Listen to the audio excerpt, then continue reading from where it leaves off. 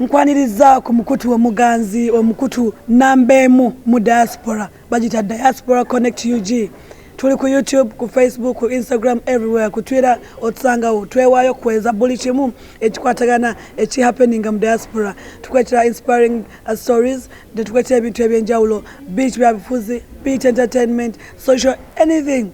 Bena wano emikutu oguliko ebintu ebikuzimba ebikuyamba okwekulakulanya, how to survive in the diaspora, bena obisanga wano. Amanyanze Mary Flavia namulindwa kubula mwana kwestukira. Forgive my voice. Tuli mu Unaa. Muwani what happens in Unaa. Etuera mu Unaa. For those that have ever attended, you know what it means. Okuja mu Unaa. Ate yo mulundi guno banange yasobye. Antudde kumpi wano nali muleseeko wano mwali mulabyeko mukyala muzadde mukyala yaliko omufumbo yangambye Flavia nabibaamu toyogera nako naye alabika she looks so good. Damn. At her age, she'll tell us how old she is. Alabika bulungi. Ndino mchala Joan Bavuga. Joan Bavuga ye mchala aliko kati kuba vice president wa Uganda North American Association.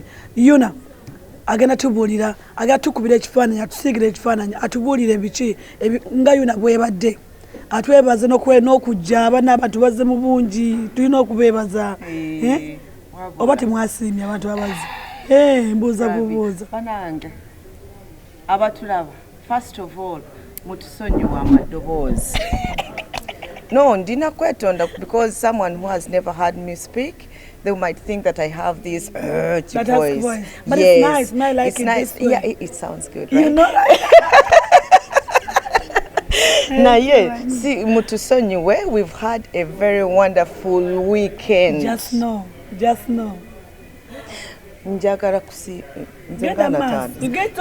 kusiima buli omu yenna eyazze n'atuwagira. Like I told people last time I spoke on Shani's show. Yes. We are going to show you a different Unaa, and I hope you guys realized what I talked about.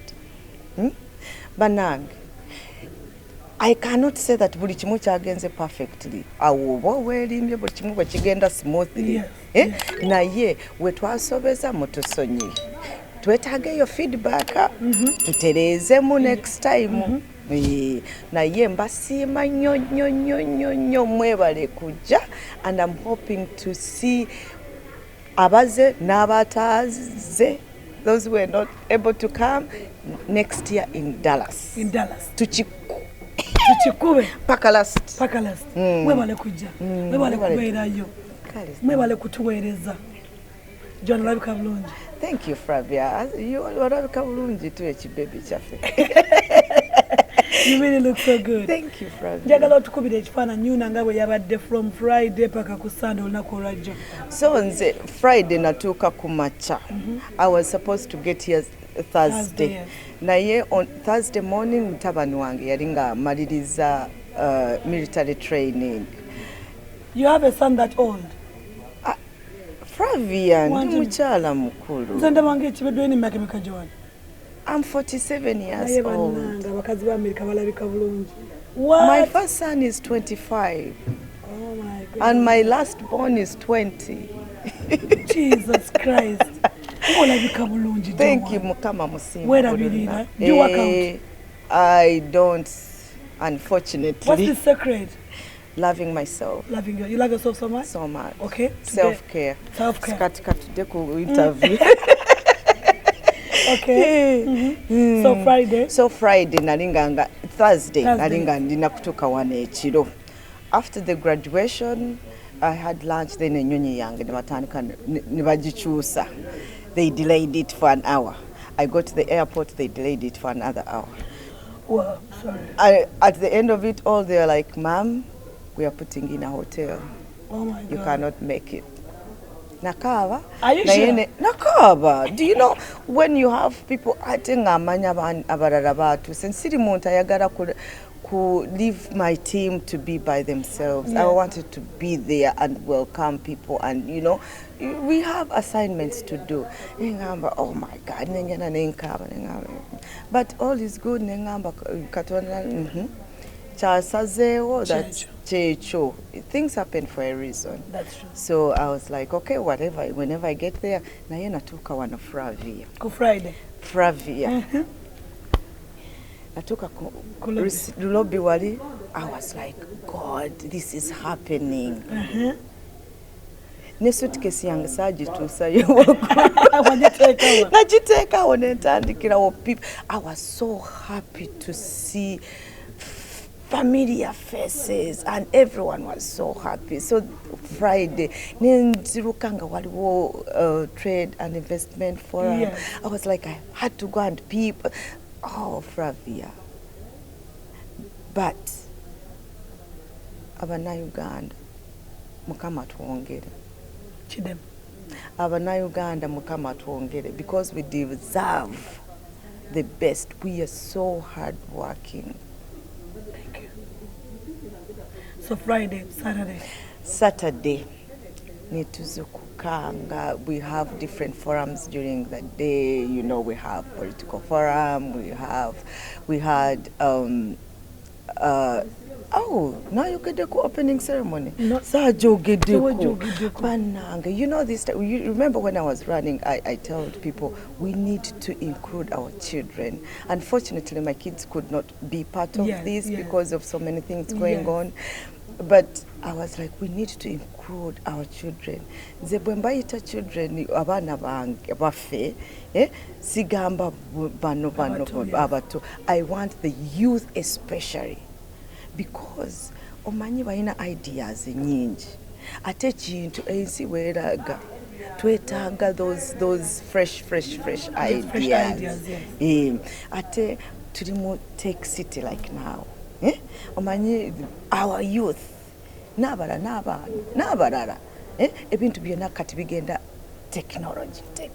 So I was like, we need to do something for them so that they can be part of it. Trust me, after the opening ceremony on Friday, abaana bajja kuba nga babuulira abazadde baabwe, mami, when is the next Unaa convention? Yes.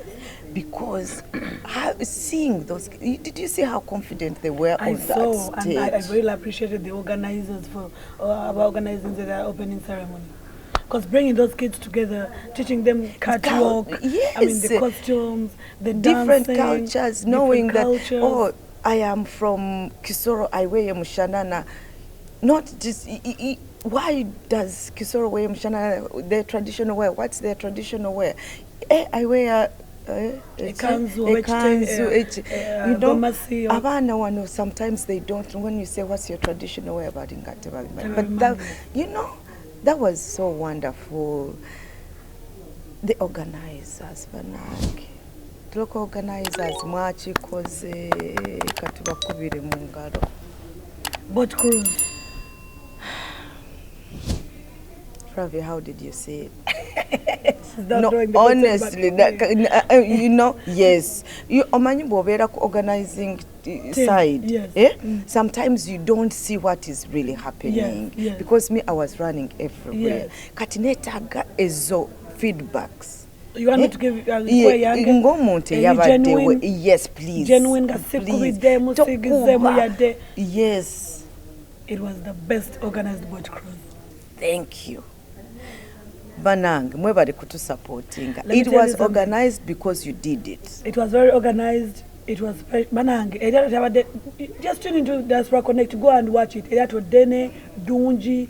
I mean, special. The food was so nice. Yes. Mere. We had an open bar. I had people say, you people even had liquor is free of charge. Someone came. Damn, I swear. But the cook is enjoyable, but cruise is enjoyable. But what about cruise? No. What about cruise? Tiali Unaa. Muyuna, this is the best. Area noob. Unaa. It was the best. Do you know why? Do you know why? You know when you have a team that is working together, buli kimu kisoboka. Tetwayagala kusuulira na leaving someone, you know, you leave responsibilities to one person. To one person. No, by the way, we were really working together. I even told Mr. Nsereko, the treasurer, that, hey, I've seen you work, and I'm like, wait a minute. We Can had you also to. do this? Yeah, I was really impressed. And I really want to appreciate my team. Please. They're really so hard working. Banafe. I know people have appreciated. Please give credit where it's due. No, me I do. Really. Si kweyogerako naye twakoze omulimu mulungi. Weebale ddala. Ate kansiimeko n'abantu abazze mu Unaa omulundi guno. Abantu abadde very organized, very smart, abagenze ku lyato, abazze ku dinner, nga bali bakakamu, nga bali just know Ugandans. Mwebale. We are coming. Kati next year in Dallas tusubire ki? This was just like kajaribu ka leadership pia ekola wamu mukitegeera kano kabadde kajaribu twagala Dallas ebeere ku mutindo. Like we said, we are going to work for you. Madam, mutubuulire bye mwagala. Unaa, it's not about abayimbi mujja kunsonyiwa, I love you, but Unaa, it's not only about entertainment. Twagala abantu mutuwe programs ze mwagala kulaba. Ze tuyina kuso. Yes, we need the entertainment. Naye those programs that are more developmental to omanye tukola nnyo. Abantu bangi tetugenda kusoma tumanye bikola kuba ngoyina like an idea or a program that you've watched somewhere and you think it's going to be beneficial to our Ugandan community, please bring it up. Temuwuliriza nanti nedda ndi temuwuliriza ebyo bibeere mu past wentaali. Okay. Flavia, and I'm going to say it, let it remain in the past, where in the leadership that I wasn't among. Okay. Yeah? But this leadership that I'm part of, to wulira. Okay. Flavia, once you call on me, I will answer. That's true. When I text you, respond, yeah. Yes. I might not have that answer you want immediately. Now I will respond to you. So nze njagala ideas, different programs. But we need entertainment too. Entertainment ejja kubeerawo definitely. Ejja kubeerawo. Naye leka tubeere ne different programs. Naye temulinda omuntu amazireete because emitwe ekoze wamu. Different heads with different ideas. Muvaamu neki idea ekinene. Si ffe twagala change.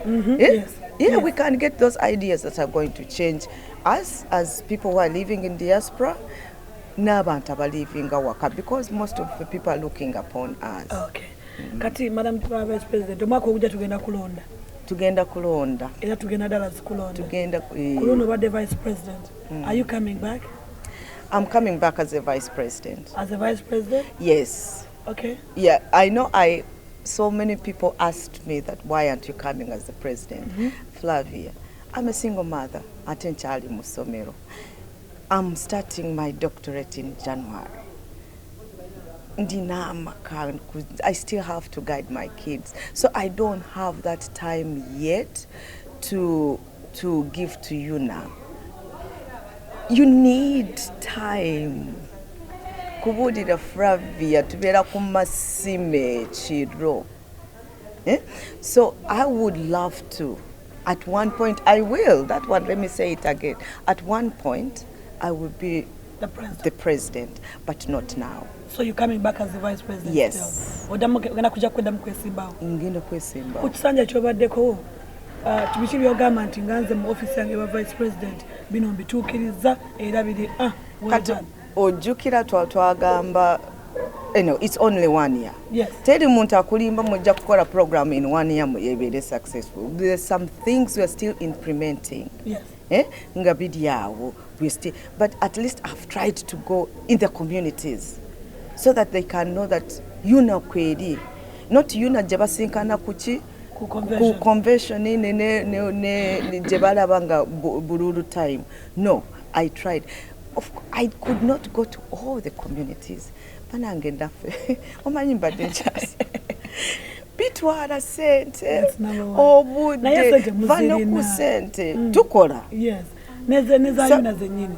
Yuna banange Eh? simanyi bwe nakikola bajja kumbuuza lwaki oteeka mu sente zo Ah, but kati for mbalengera the okugamba. yes Nti neza Yuna naye muzirina leka zenyini. nkubuulire waliwo wooba oyina kugenda nga Yuna tesobola kukufacilitatinga if Yuna can facilitate my ticket they might not be able to facilitate my hotel. Okay. And they're not going to give me food to eat. But you're doing the job of the It's organization. volunteer. Tuyingiramu nga tokimanyi volunteer. Are you being paid mu Yuna? No. Ah, okay. Mulimu gw'abaana kyewa. We are working for the love of your community. Yeah. So osanga wataddemu obudde, wataddemu sente, n'ebirala. So this time it's not about sente kubanga nkola nnyo. So I can facilitate myself if I want to go. But obudde, it's going to be a bit tight. That's true. Kakati nsaba twogere ku weekend eno Labor Day weekend. Tubadde ne events endala nyingi. Tubadde ne Unaa causes Vegas. Bangani bagisazizaamu. Did it happen? Did it? Yeah, I'm still gathering information, but I'm wait, I didn't know. Okay. What exactly happened, but I'm still gathering information from that side. How about in the UAE, Uganda American Entertainment, yes, Gala. It was in Los Angeles, California. We got so kuja, and what happened there, I'll still come back and give you what happened there. Information into. Nitubane Unaa one. Some club okwange. Ndaba tweyongera okweyawulamu. Mwenga Unaa enkulu mwababaddewo mu kintu. Why don't you try? Nakibuuzaako n'omukulu Lambert. Why temugezaako netugezaako okwekumaakuma ne tudda awaka ne tubeera obumu. Kati nageriko ogenda okudda Vice President. Can you? Flavia, that's a goal that everyone has, to see a united Ugandan. Naye, somehow, to me personally, it's okay to first go and test the waters outside. Okay. And then no manya. On that very note, by the way, I appreciate abantu bangi bakobewo mu Unaa kulu n'omulundi. Thank you. Naye kye tusaba bannayuganda. Honestly speaking, and I repeat it every time I get a chance to talk to someone, Ugandans, we are very intelligent. Yeah, that's true. Ugandans bwe tubanga twagadde kukola ekintu tukikola. Kati weebuuze if we can come together. We are fighting for this change. Bannange, bwe tubanga tuzze wamu, how do you think it's going to be? Massive. Exactly. Why don't you bring Unaa causes? Bring your ideas. Let's table them. UAE? Yes. Come. Let's talk. Of course, tetuja kubera twagala kumanya the feedback, the reason why you went, so we can see what we can do to bring you back. Naye the solution is not going to be ekokugamba sasa nyuse kati mbivuddemu.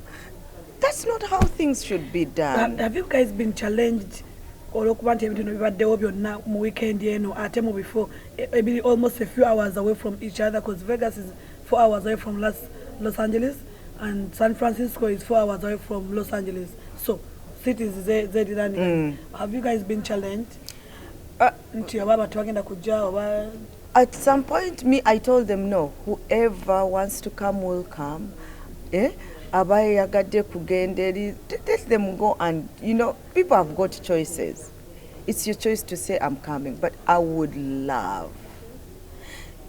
Bana bobera waka ekintu ne kiba bubi ekato jibukamu. You still have to find ways of solving running away from an issue or problem is not the solution. That's true. So, ebyabeerawo ne bibanyiiza ne bibadeetera kuva wano wetuli. Regardless, let's accept it. Unaa is the original. Ebyabawo in the past that made people run away. Byabawo naye mukomewo tubyogereko. To be ironing it out. To be ironing it out. Kambabule, this is new leadership. Eyinamu abantu abawuliriza. Mpulira. I will listen to you. But don't forget, I will even ask you questions. Kubanga. See, and I will remind you that things in life cannot only go the way you want them to go. What to that's how development, life development, the cycle, it cannot be straight. There's always. Yes, na yezo bumps mutudde mutya, we will fall. So let's talk about how we should rise up. Not just running, I would say I've fallen, now I'm going to stay on the ground. No. Tutambule. Good.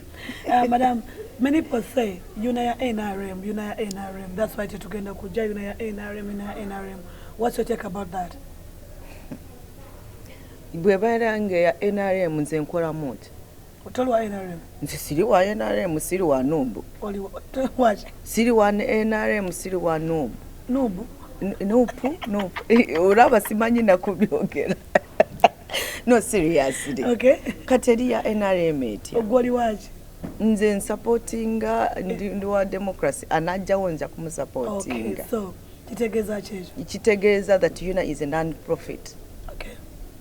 So, buli omu ajje teyina. Buli omu. Ate bwebanga bakunyigiriza jangu nkwoneko. Ndameti bamada mbanyigiriza. Eyo narrative tunagimalawo dia Unaa NRM. From today mujimalewo kubanga nze mbabulira kituufu si ya NRM. First of all, nga tu running last year. That thing came up because nobody knew about Joan. Yes. Some people were saying that Museveni yandese nanteekawo. Tamanyi n'amanya gange. Nze neekubira Madam Henrietta esimu. Nemugamba, I'm going to run as your vice president. She was like, what? She didn't even know me. But because of seeing what was happening, I was like, no. And after you, I'm coming as the vice president. Thank you. Yes. You will support me? Oh, why not? You're a strong woman. Oh, yeah. You're a strong leader. I am coming. And you have the love for your community. Chengenda kugamba Flavia kankubulire. Community leadership is not for everybody. Really? That's the truth. And that's the fact. Why? Because in communities, we have different personalities. And not everyone can handle different personalities. Waliwo abayina temperament eno egamba kino tekigenze the way I want, so I should blast out. No, you have to be patient with people. You have to let people understand your views. Or you as well, you have to be able to understand where they're coming from. So being a community leader is not for everybody. We have leaders, but community leadership, because it needs a lot of commitment. Yes, and time. Patience. Even a good time, patience.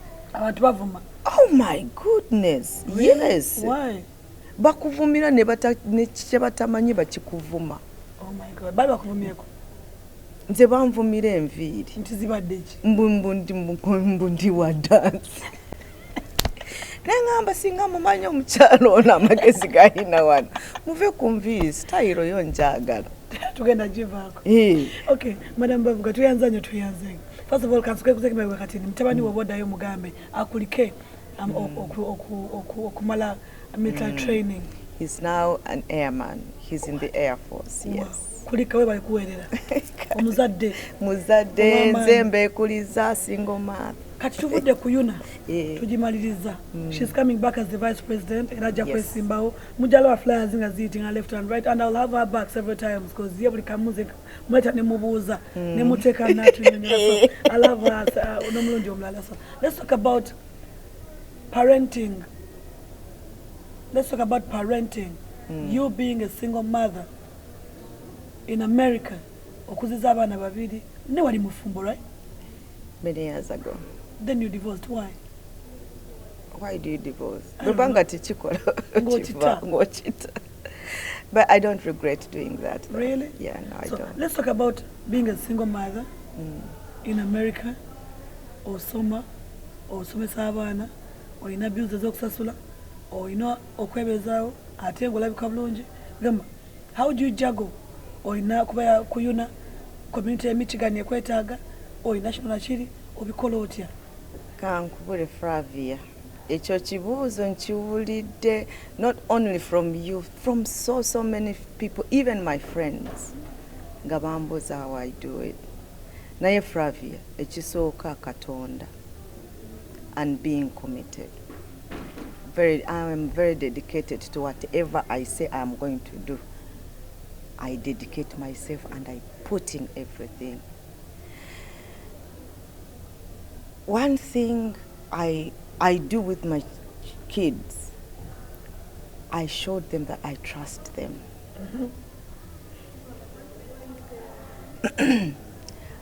Abaana bange, I trust them. When someone shows that they are giving you the trust, you work hard not to disappoint them. That's true. Teri kintu kyenkola nga sibagambye. Flavia, they know that I'm sitting here. Ko interview eno? Bajja kulaba ntudde. We don't have secrets. I listen to my kids. But though the last say is from me, of course, Yes. We will have jokes. Naye, I listen to them. Nange byenye deciding nzeka because they are part of my life, whether I want or not. So whatever I want to do, I sit with them and first talk to them and listen to them. The siba gira kuba pushinga kukola kiri bataagala. I ask them to do what they think they can be the best in. Tekijja balumisa omutu. So okusoma kwange. Flavia nze natuuka wano nentandika bupya because I want to enter the system ya America. Saagala mbu batunule kuki kumanya bakuteeke mabega. I want my qualification to talk for themselves. Nagenda mu community college. Ate anyway, ayo part ngenda gikoma order. I first went to a community college. When I took out buli omu mukola obunaasi kola obunaasi. Naye nze siri muntu agoberera abalala kye bakoze because what was worked for you might not work for me. That's true. So I follow what I think, my passion. Nembigezaako ebya nursing. Nakola prerequisites zonna. But I was like, this is not me. Nembivaako. Nagamba ayi ogenze musasiro wakateri said. Nengamba it's not about money. It's about me, am I satisfied? Sente zo oziyinza zinoonya naye tezigwayo. Nembivaamu. Dingenda. Then when before I finished my community college, that's when my kids joined me. Bwebaja katawo ntandise pick and drop. Awo. Pick and drop. Flavia. Nsoma? Abaana basoma? Musoma times anjawulo. Nali nga nkola ekiro. Bwe batuuka wano, first thing I had kubayigiriza what I need in the house. How to do grocery shopping. How to make that snack. Real quick. What numbers to call in case of an emergency. Yes. Who to open for the door in case I'm not at home. I would work during the night. Yeah, my son was, when my elder son, when they came, he was turning 13. So it was okay to leave them in the house. Yes. So I would make sure, mva kukola kumacha, come drop them at school, come back, make something for them to eat, run to my school, nsomye up to ye. Sawa nga 7-8 ngenda nembachima because I had not started driving. Ngenda nembachima, ngenda waka, emmere kweri, then I take a nap and go to work. I did it. For how many years? Paka we yatukira 15 years natandika kuvuga omukulu. Yatandika kutandika kuvuga at 15 years. Nze 14 and 8 months namuteka mu driving school. Gowulira ofa. I had to. Flavia, you cannot do it by yourself. Bimenyanga ndi musomero ate ngokyayiiya oluusi osanga you have weekends ng'olina kukola doubles. I know. Auntie Ngaka said to make to make ends meet. But I'm told your family back home is a very big family, very rich family. My family is not rich, but it's not poor. Okay. I recently lost my dad, but that man really worked so hard. We'd never quitting ekintu kyonna. So I can't say that we lacked anything. No. So, how wona oyita wotya? Nemara graduatinga. Naye abaana bw'obeera n'abaana nga bakuwuliriza nga ubalaga ky'oli ky'oyitamu, you're not pretending in front of them. Bamanya babeera n'empisa. I'm not that prayerful, but Katonda muteeka mu everything I do. Yes, that's Nga good. nga ngamba Katonda wange, this is it. Take the world. Please abaana tebabeera n'empisa because America eno eyinza ku buildinga oba n'ekutta. Nekwonoona, yes. Ate nze abaana balenzi. Bona balenzi. Obakuza otya, they need those talks. So mwenze bw'ataaninga 13, Flavia, kutuusa ne tuhavinga the talk. Serious one? Yes. Okuba abaana? Yeah, nabakubako.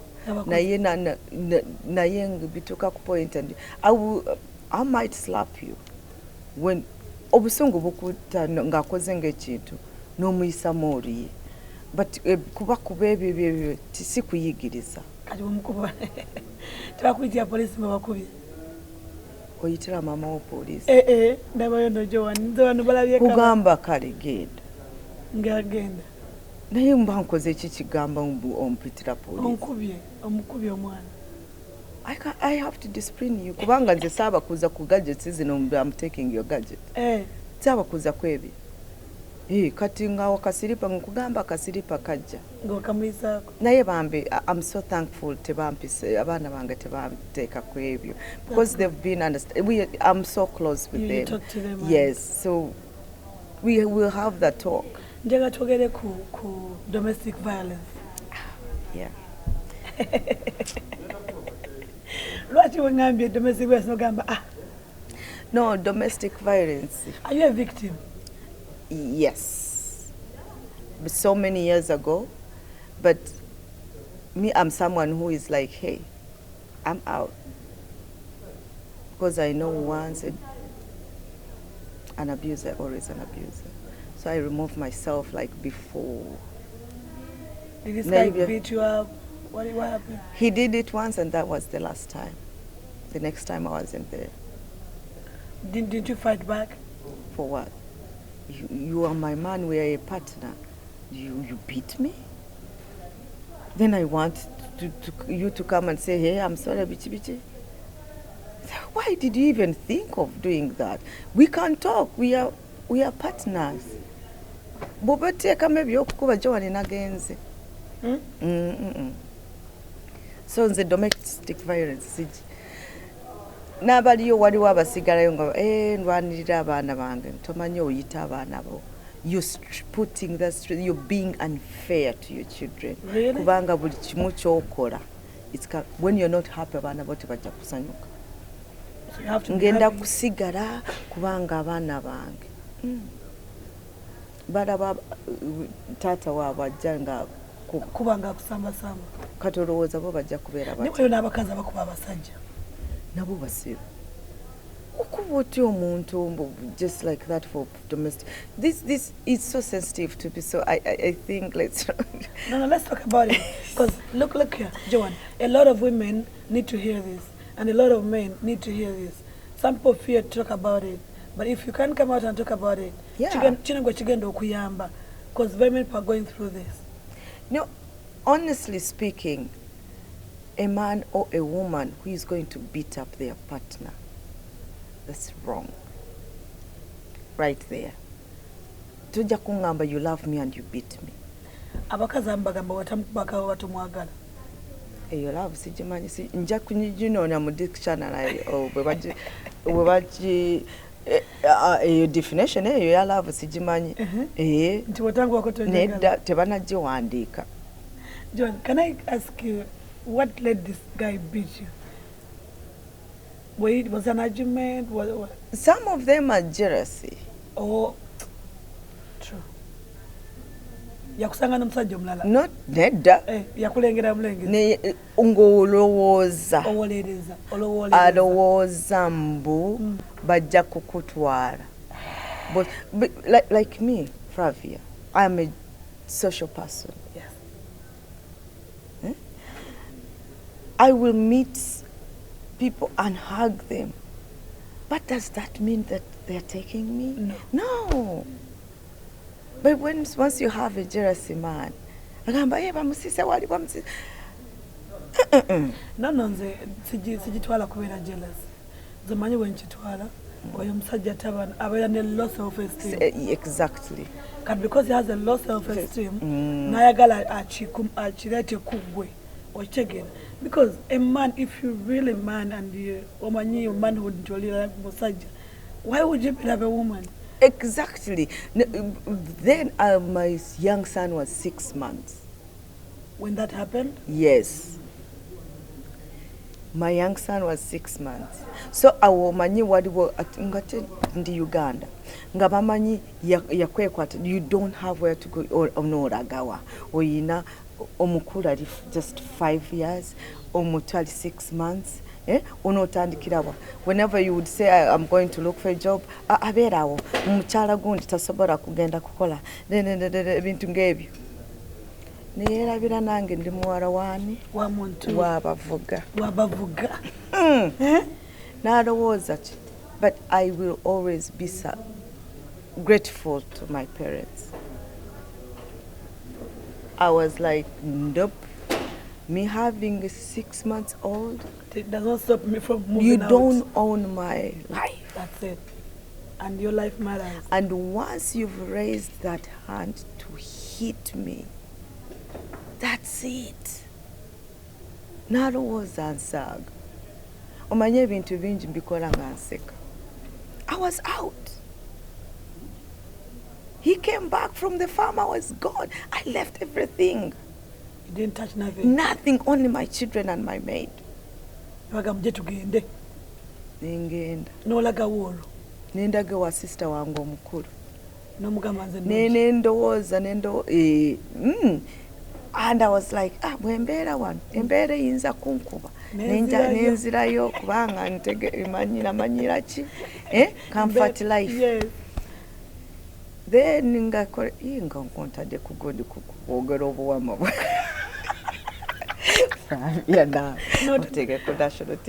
No, but let me tell you, because my story is going to inspire someone. Yes. Then omanyi twalina obusimba buno bwa Nokia. Yes, akakatono. Nali mu bantu abakusooka kubukwata kubanga yayinako akasente. Olaba ali akutulugunya. Amanyi olina gy'olaga akasente weekali. Nga ndinayo omukwano gwange nga siina wadde buli kimu akukontrolling, ogenze mu nviiri bakuvuga n'okomawo ogenda maama oyina kubeera ne ma escort bakuku. Have that life of saying simanyi bwe babikola, you're just living in a bungalow, you have escorts bakuvuga woyagala wadde nga toyina eddembe ng'oyina emikono ebiri nga toli ki. Nobody disabled, they have a way of doing their stuff. Yes. They can mukama akuwa. Ne mukwano gange ne mugamba kano kasimu oyinza kagula sente meka. No katunda. There I wanted to tell it's innocent. Nakagula emitwalo wajali emitwalo 35. 350. Yes, those days that's yes, yeah, it was a lot of money. Yes. Nengenda nefuna akazigo kange, 1 bedroom and a sitting room.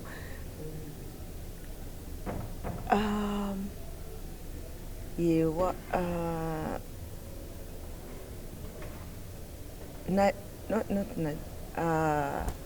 ogenda bugorobi then Mutungo Bina. Eyo. Yes. 1 bedroom, 1 sitting room. Bravia. Akawala akanyi nali nganyirira. Ya nkulaba nakati onyirira. Nganchali kana kato. Kali mu muzigo. Mvudde mu bungalow. Ebisenge bina bitano.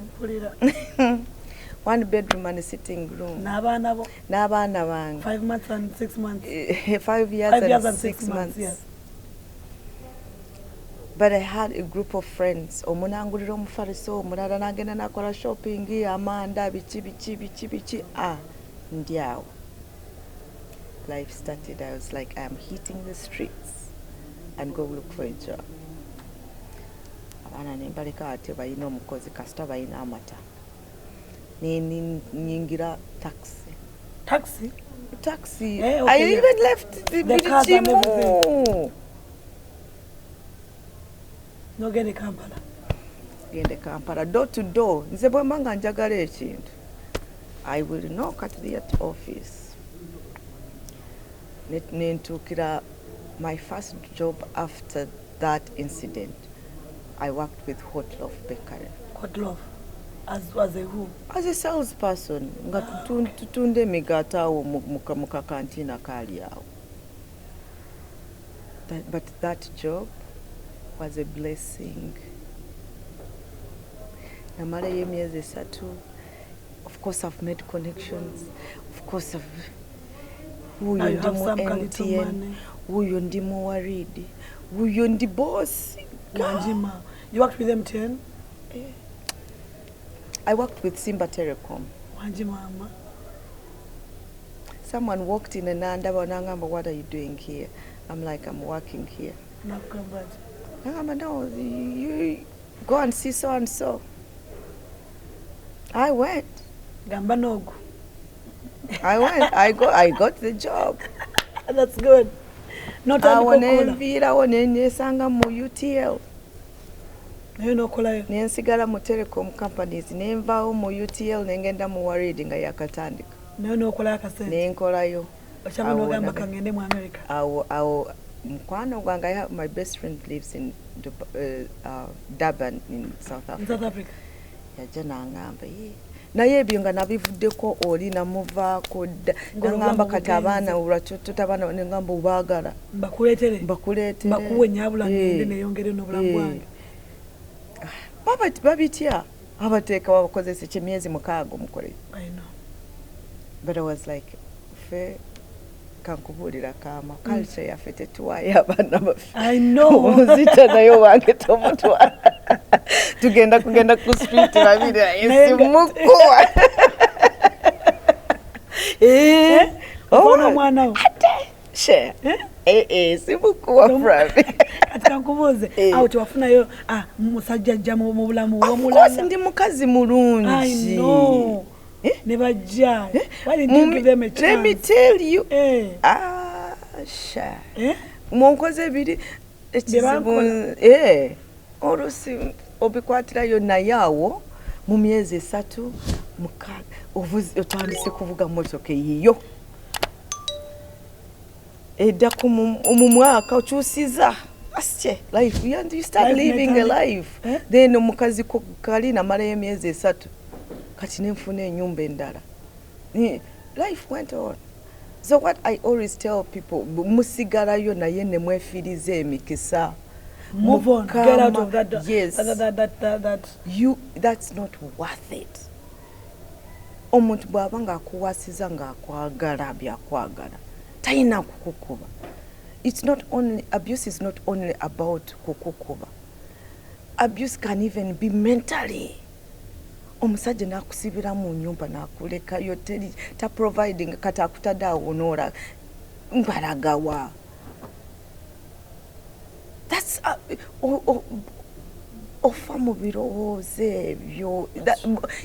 emotional abuse is the most dangerous abuse, by the way.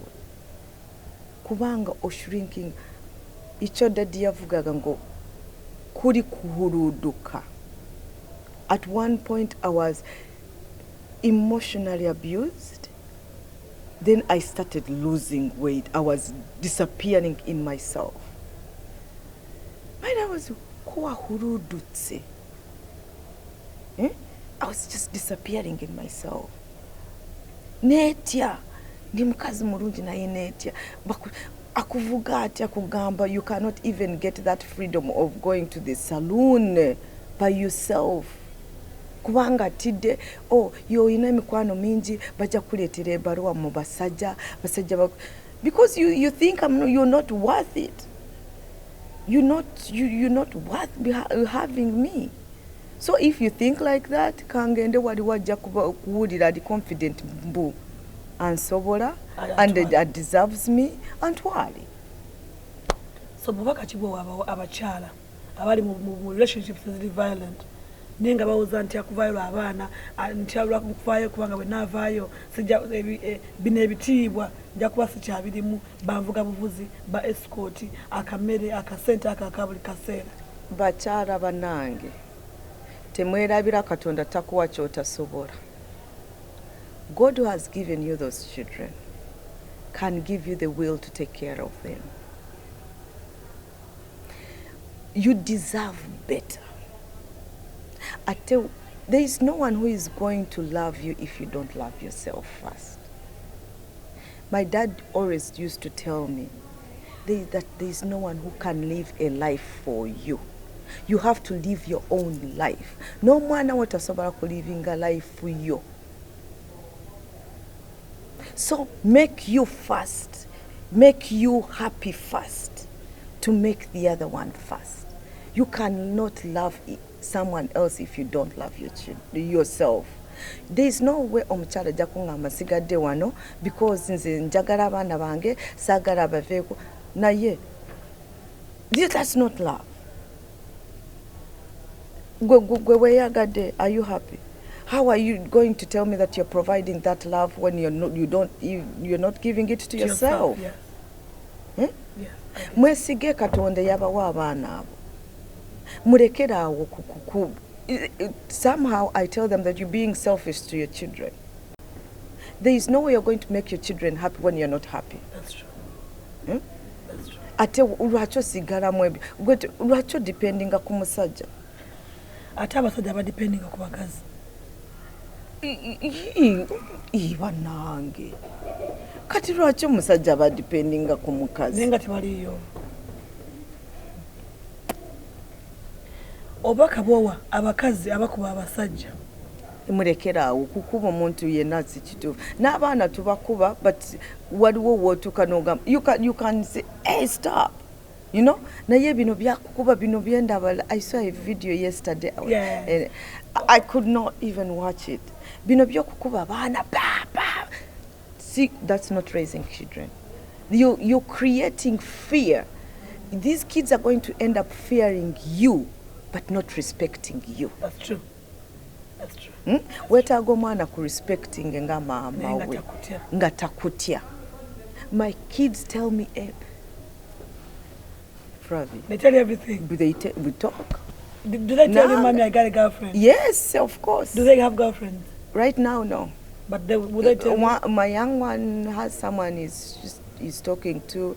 My elder one was seeing someone nagamba, I don't want to be committed now. I want to concentrate on my career right now.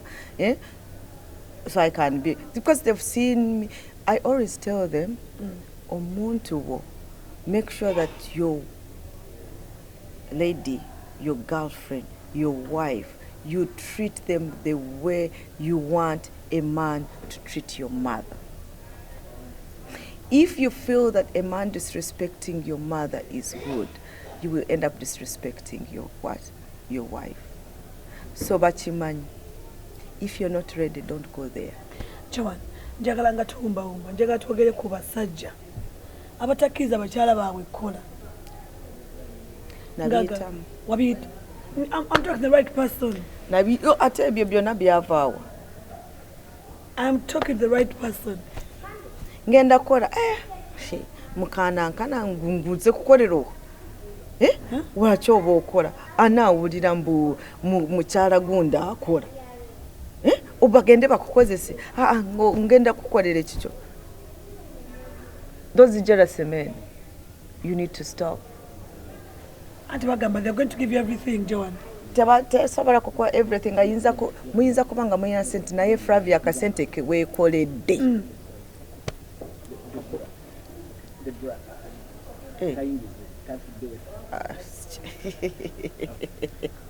Okay.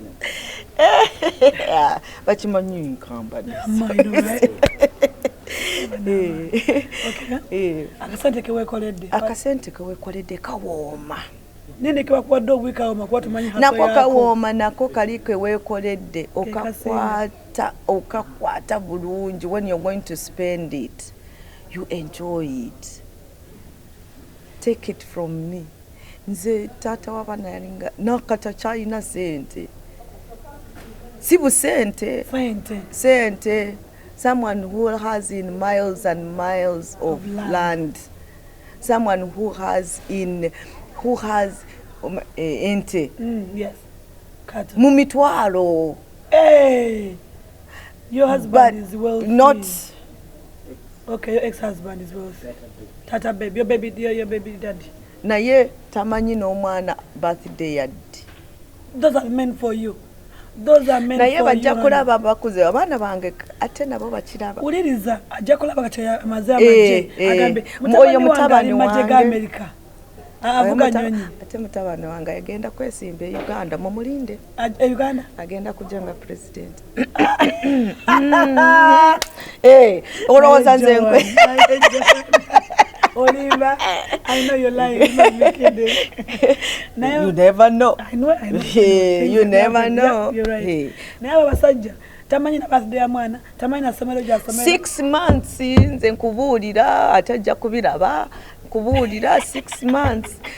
Tamanyi n'ekitabo abaana babo nebwe nali nga ndi Uganda to hurt me ya inalekera okukola ki. Namutwalako ne mufidda. Wanji mama. Fida ne college. Fida ekola ki. Nagamba nze nsobola 13 omanyi kye namubuuza kati abaana bo kapa kati bajja kuligasa amata 13 kuki kumwezi naye banake ekabala yebujo naye katondo no katonda terabira bantu bakyala banange. If Joan can do it, you can do it. Byempisemo sisi byokulaba mbuseka. I've gone through stuff. Yes, I know. I've been living. Naye temwerabira mukama. Joan, guy nagamba ina kwa 13 buli mwezi. Nge child support. 3,000 Uganda shillings. That's no mugamba bireke to 5. Nengamba kati abaana bo kapa. Nsagadde kukyogera mu lusuku. Kati abaana bo kapa bagenda kuligasa amata. Nagamba tafai. Kati kankubuze. Kati mukyayogera. Bwe natuuka wano, I was like, no, still, regardless of our differences, ayina kusigala ki? Tata wabana. Yes. So nze nga nze mukubira. Yukira naba.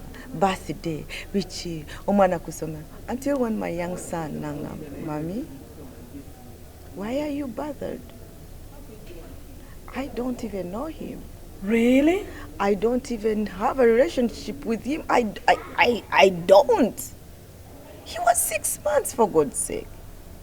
When my parents came to visit me in 2014, twatuula mu nyumba yange.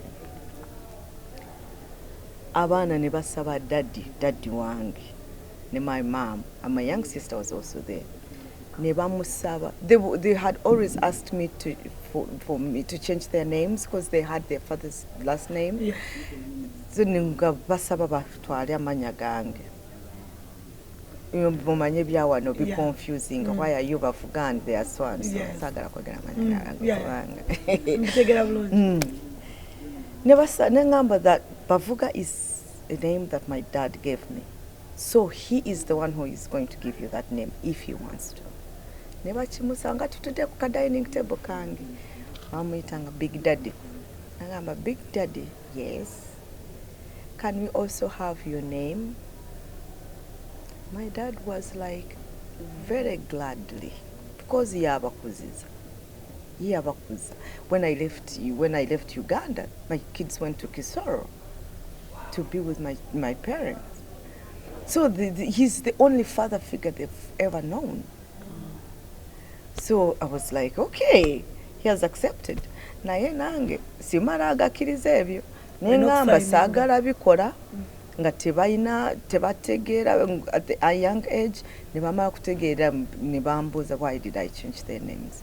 So I waited until when they turned 18. So now you changed them? They went to court. They did? Flavia sizanya.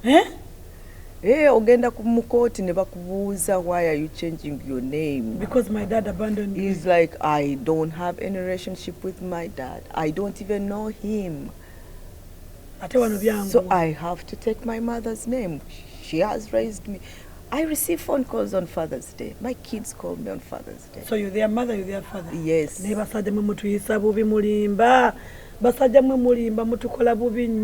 Like, no, anyway.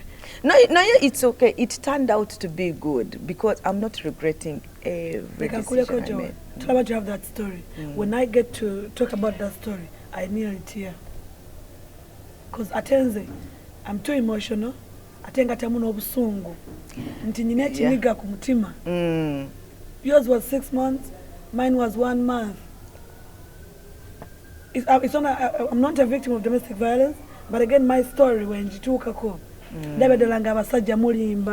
check for yourself. What you're doing is wrong. Now, do you know how we revenge? Tell me. By succeeding. That's it. Win. Let's go win. Kati bwantu nulira nga ndi ku national TV. Diaspora connect. Yes. No mulala ali mu university. Yes, my last kid is in the university. He's doing supply management.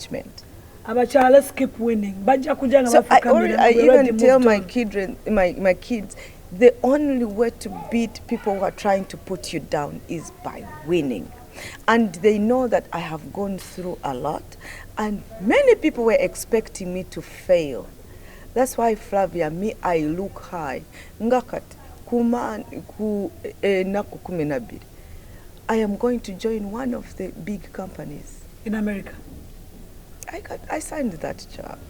Give me 5, baby, and keep winning. Come January, I am starting my doctorate. You know? I am going. Njagala muswaza. Yalo was our saying. Nerabidi. Sija kusemba mukobwa wandi. Mukobwa wa Bavuga. Hell no. My dad still talks on me. I had a very, very, very, very supportive father. Me and my father were like this. He was one of the people who understood me na encouraging. Do not even look back. Don't give up. Move forward. Do not. You can do it. And you've done it. I have.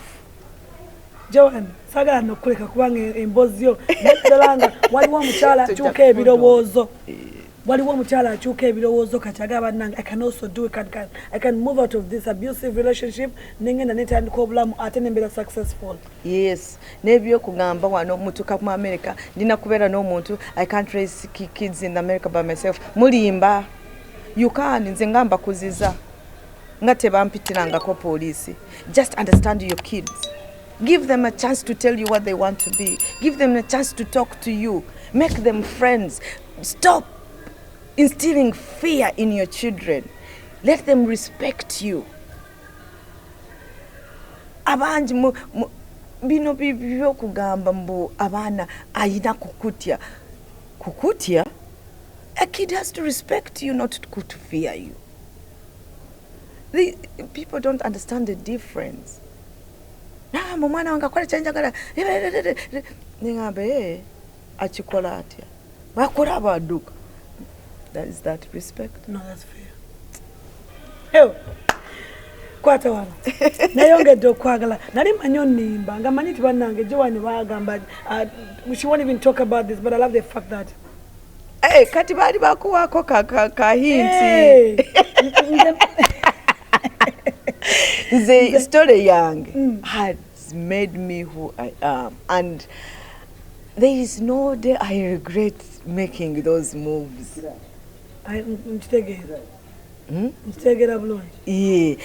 So I want women, ladies, we can do it. Mwesige Katonde yaba w'amaanyi Mukama yatu tasobola kukwacha otasobola. Sijja kuva wano abaana. Katonde, oh, that's where is your faith? Katurwacho opanishinga omwana n'omusigaza mu environment eyo nga teri really good for the kid. Joan, nga tuwumbawumba abazadde abakyala abasuulira abasajja abaana ab'omwezi ogumu mwaka gumu n'amukwata n'amusuulira kitaawe obagambayo kagambo ki? Nze nakugambye oba kiri mu tribe oba kiri mu culture oba kiri mu ki oba kiri mu family. Mwana wange simukuwa. Bakyala mwe weebaka otya omwana wo nga wamusudde eri? Regardless, there's those years, there's kids who are unfortunate and they lose their parents when they are young. That's understandable. Naye mwana waba nga kyayina maama we. Kansuubire bw'oba ng'omumuwadde because he is able to take care of them. You're saying that, oh, me, I'm not able to kulabirira omwana, ndowooza taata we ye ali able kumulabirira. Not kwagala kukola ki? Ku revenging oba to retaliate omusajja kamugwe n'omwana we. Olowooza obonereza musajja. Nedda. You kubonereza your own kid. And you yourself. Exactly, because tojja kufuna emirembe. Sikiwa nti waliwo omuzadde omukyala agenda ku abasajja bose bamanyi kubanga n'owange yeebaka. Yes. Agenda kwebaka omwana wo nga tomanyi we yasuze, bwe yasudde, kye yalidde, yanaabye, yanywedde amata ku makya, yakoze ki?